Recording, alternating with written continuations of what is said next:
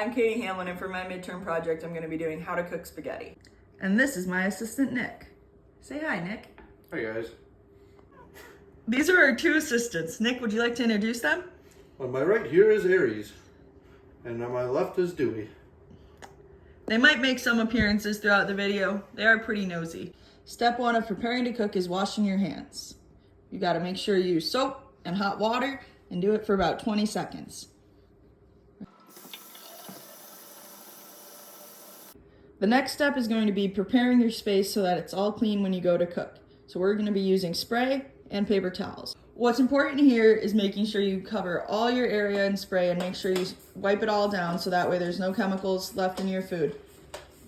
Nick likes to use a lot of spray. We got to make sure it's all clean so that way when we put the food on it, it's a safe space to be cooked in. Okay, now you need to gather your supplies that you're going to use. So we have our utensils, good choice, Nick, and our pots and pans. And bring them to the area you are going to cook in.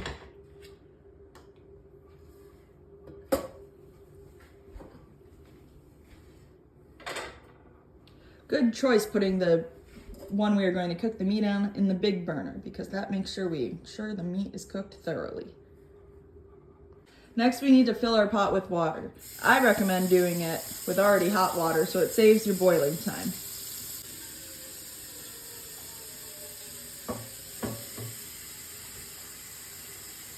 That is our cat, Medusa. She might come in and out of this video. And put your pot full of water onto the stove. You can turn the burner on so that it can start boiling. Make sure you turn on the right burner. Good job, Nick. The next step we're gonna do is gathering the ingredients we need to start preparing the meat.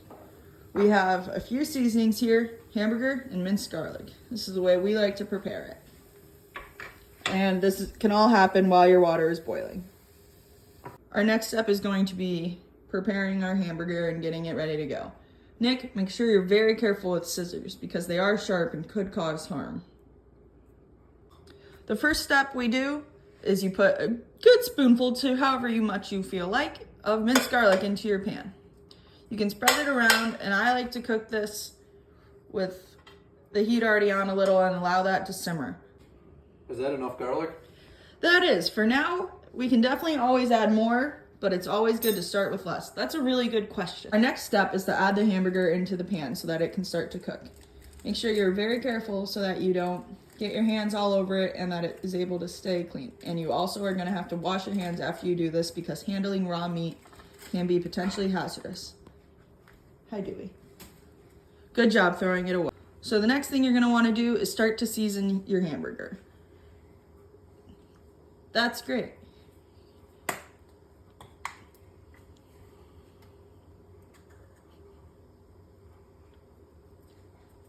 I like the strategy you're using of doing some seasoning first and then going to break it down and add more.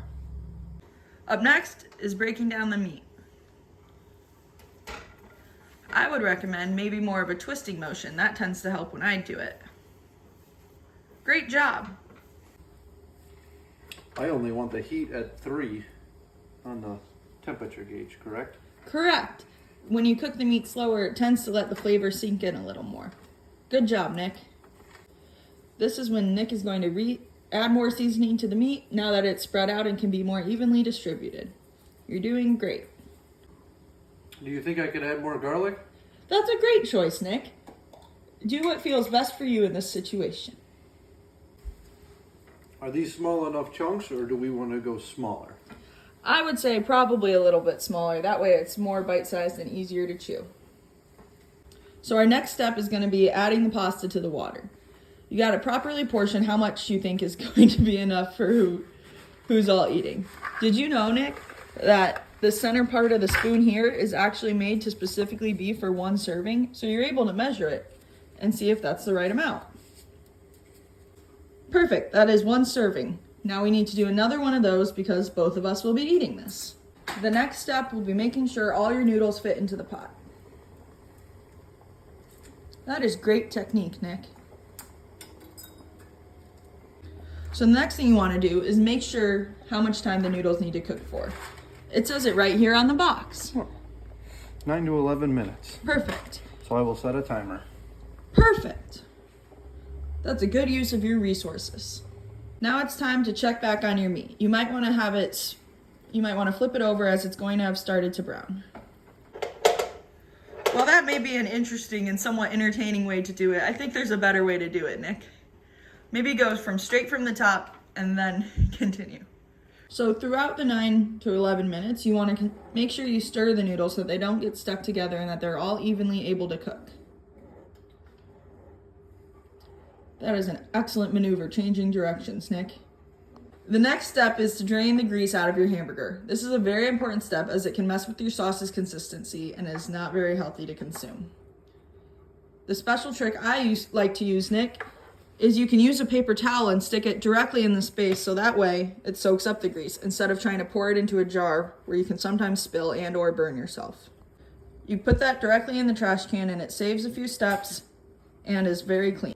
We moved our trash can here for the ease of being able to throw things away. But sometimes you might have to walk across your kitchen. Make sure you don't drip anything on the floor. That is great. Now, do I repeat this step until all the grease is gone, or are we supposed to have a little left? Nope, your goal should be to get it all out of the pan because that will help you make sure your sauce has the proper consistency. Great job. Our next step is going to be actually adding in the sauce. So we're using jars of sauce. You typically only need 1 jar, but make sure to use any that you had left over in your fridge first. You can dump it right on in and you'll be able to mix it in afterwards. Now you can add as much more sauce as you think you need. That's a great amount, Nick. That's great, Nick, but stop right there. Don't overdo it. Next, we're going to mix in the sauce so that all the meat is evenly coated.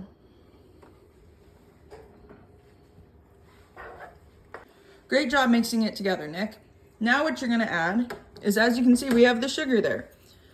We grabbed a new clean spoon so you don't put anything else into the sugar. You want to add a pinch because the sugar cuts.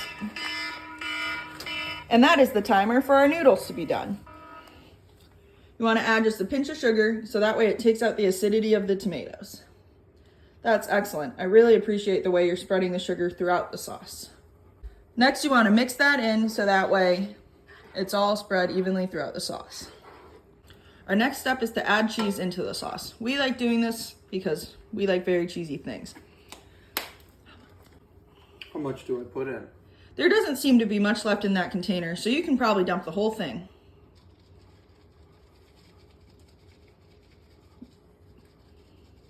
Our assistants have come to assist.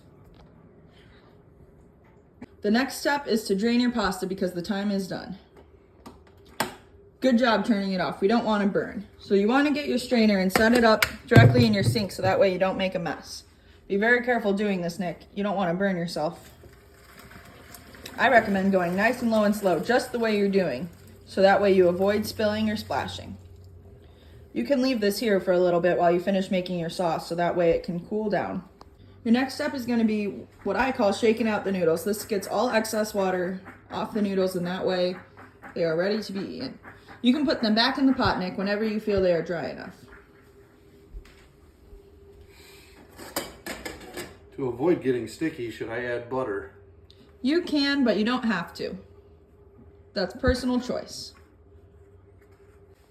This will probably be your last time having to mix the sauce up. You're doing so great.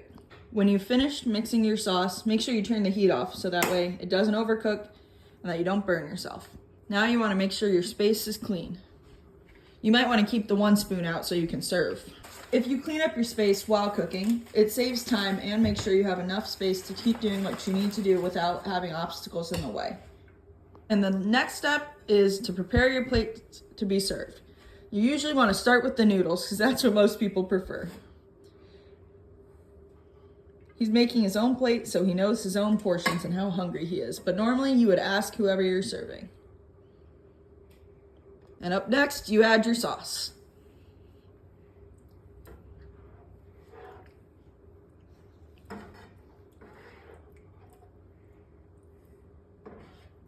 And the last step is to enjoy all the work you've done. Go ahead, Nick.